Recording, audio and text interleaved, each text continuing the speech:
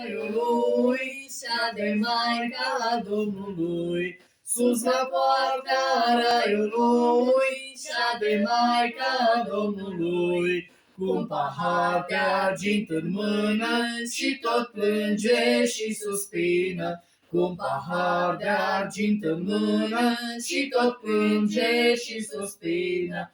Vin îngerii și o întreabă, de ce plângi, măicuță dragă? Vin îngerii și o întreabă, de ce plângi, măicuță dragă? Cum să nu plâng dacă sunt oameni răi pe acest pământ? Cum să nu plâng dacă sunt oameni răi pe acest pământ?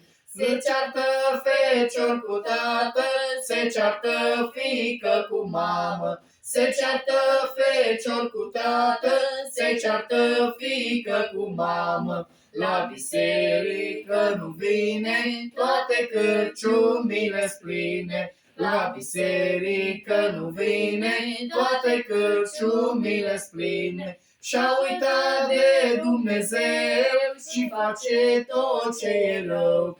Și-a uitat de Dumnezeu și face tot ce e rău. Sfânt Vasile, Sfânt Vasile, asta-i seara, Sfânt Vasile, seara Sfântului Vasile, seara Sfântului Vasile. Să trăiți și la mulți ani! Bravo, băbăi, să vă dea Dumnezeu sănătate. Dacă eu mai trăi până la anul, să veniți.